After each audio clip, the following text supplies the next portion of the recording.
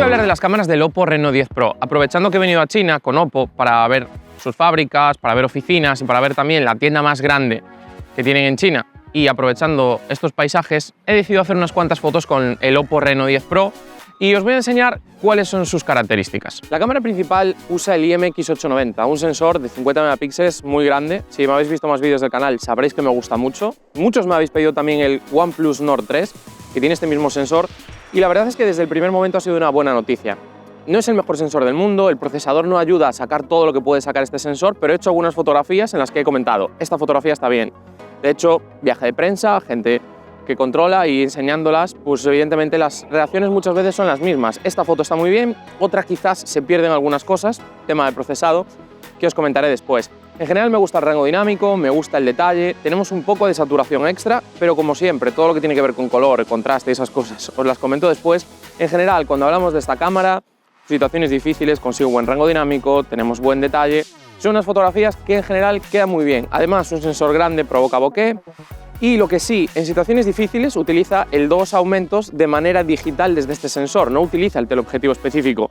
Y tengo que decir que cuando hace eso, queda mejor que con el teleobjetivo específico. Así que quizás se podían haber ahorrado el teleobjetivo específico, y yo os voy a hablar muy rápido de él. Es un sensor de 32 megapíxeles que está bien para algunas cosas y para algunas situaciones, pero es un sensor pequeño que necesita ese extra del procesado y que hace imágenes que no siempre son todos los naturales que nos gustan.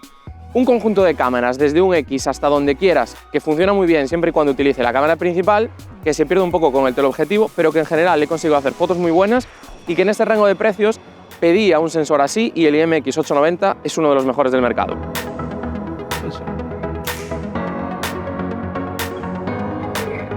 Y ahora os voy a hablar del sensor gran angular, y aquí tenemos 8 megapíxeles, y lo digo siempre, es una pena que en ciertos precios los fabricantes decidan poner poca resolución.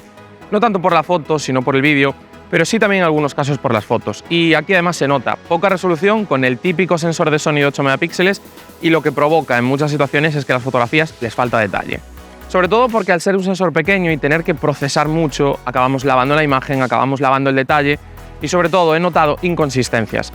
Cuando activa el modo noche en situaciones intermedias, o cuando haces tú de manera manual el modo noche forzado y ya lo hace aunque sea simplemente medio segundo o un segundo, las fotografías son correctas. En situaciones complicadas las fotografías con el modo noche son aceptables, pero no esperéis muchísimo detalle, no esperéis muchísima definición y mucho menos en las esquinas. A veces muy borrosas, otras veces un poquito empastadas. No es una cámara que creo que esté a la altura del precio, y sobre todo la diferencia entre el sensor principal y el gran angular para mí es excesiva. Cámara delantera, y aquí tenemos un sensor de 32 megapíxeles, bastante grande para ser un sensor de una cámara delantera, y se nota que Oppo busca un público joven. Cámara delantera de mucha resolución, ese pequeño teleobjetivo, pequeños guiños hacia unos usuarios. La cámara delantera no está mal, pero pasamos un poco lo de siempre. La interpretación de las pieles, cómo entiende la cara, cómo entiende el sujeto, no es la mejor. El rango dinámico podía ser mejor, en situaciones complicadas hay que reconocer que sufre. Me gusta, es correcta, y me sorprende que con este sensor, viendo el modelo de sensor que es, viendo el tamaño que tiene, me sorprende que no tengamos vídeo en 4K, pero ahora os hablo del vídeo. Y ahora vamos a hablar del vídeo, y una de las claves es que tenemos una cámara principal que puede grabar en 4K, pero después los otros dos sensores se quedan solamente en Full HD. La cámara en 4K con un buen sensor produce un buen vídeo, tenemos modo ultra estable, pero sí que es cierto que le falta quizás un poquito de rango dinámico, y aquí sin ninguna duda se nota que el procesador necesita un extra. Vamos con unos ejemplos. Esta es la cámara delantera, y para mí el mayor problema, como siempre, es que tenemos solamente vídeo en Full HD. No puede ser. En este rango de precios teníamos que hacer más. Hay otros fabricantes que lo hacen, su competencia directa lo tiene prácticamente todo el mundo. Hay que dar un extra, el sensor tiene ese tamaño, necesitamos un paso más. Esta es la cámara gran angular, y para mí el problema que tiene es que nos quedamos en Full HD. Los fabricantes que en esta gama de precios deciden quedarse con 8 megapíxeles siempre van a tener el mismo problema. Siempre nos va a faltar un extra. Siempre vamos a tener ese punto que vamos a necesitar algo más. Hacemos recorte, perdemos nitidez. Lo cierto es que el Full HD le falta rango dinámico, por las esquinas vais a ver poco detalle. Está bien, pero necesitamos un punto más. El 4K en este rango de precios en un gran angular para mí es obligatorio. Y esto es la cámara principal. Aquí sí que tenemos 4K a 30. La estabilización en 4K no es la mejor, pero bueno, tenemos buen rango dinámico, tenemos una estabilización podemos decir más o menos correcta, este sensor es muy bueno y seguramente si me paro en una zona donde no haya muchos problemas, como por ejemplo delante de este cartel, vamos a tener una buena imagen, vamos a tener un buen rango dinámico.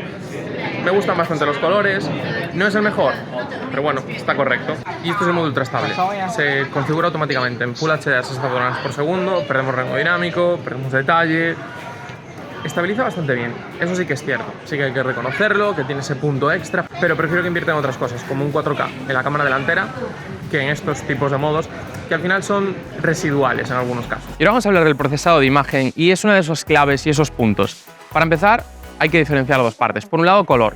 Mucho contraste, mucha saturación, es algo habitual en los smartphones de hoy en día y en este caso creo que Oppo va un poco más. La tendencia de la marca es esa, a excepción de quizás los gama más alta, donde Hasselblad tiene poco de mano en el tema del color, pero aquí en este caso mucho contraste, mucha saturación y de manera global encontramos fotografías sobreexpuestas, en especial en situaciones donde hay poca luz.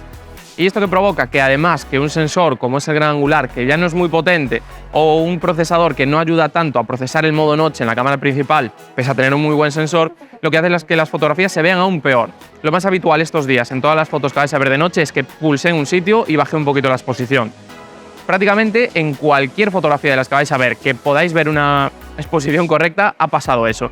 Y para mí es uno de los mayores problemas que tiene este dispositivo. A ver, algunas fotos están bien directas, sobre todo con la cámara principal, pero el gran angular, con cielos oscuros, con zonas muy oscuras, se pierde, sube la exposición.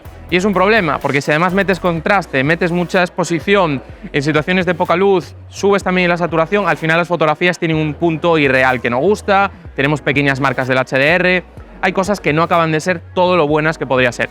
Dicho esto, el procesado no es muy malo, con la cámara principal en general funciona bastante bien, la lectura del HDR es correcta, el tratamiento de pieles también me ha parecido bastante natural con la cámara principal, así que un poquito de luces y sombras en esta parte del procesado. Con un procesador un poquito mejor o con un gran angular un poco mejor, la lectura global hubiera sido mucho más acertada y estaríamos bastante más contentos con dos pequeños detalles. Y por último vamos a hablar de la aplicación. Lo cierto es que tenemos una aplicación bastante sencilla, no tenemos muchas funciones extra ni nada extraordinario, más allá del modo Pro, más allá del habitual modo noche.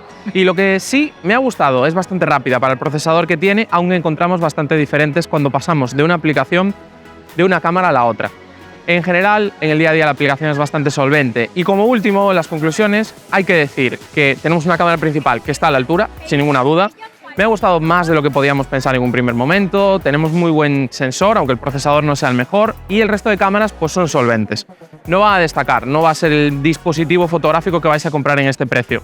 Pero con todo lo demás, diseño, buena pantalla, autonomía correcta y el desempeño general de la cámara principal, lo cierto es que el Oppo Reno 10 Pro es una alternativa interesante si buscas algo diferente a lo habitual, si buscas algo diferente a Xiaomi o a Samsung. Espero que os haya gustado este vídeo, no os olvidéis en darle like, suscribiros y nos vemos muy pronto.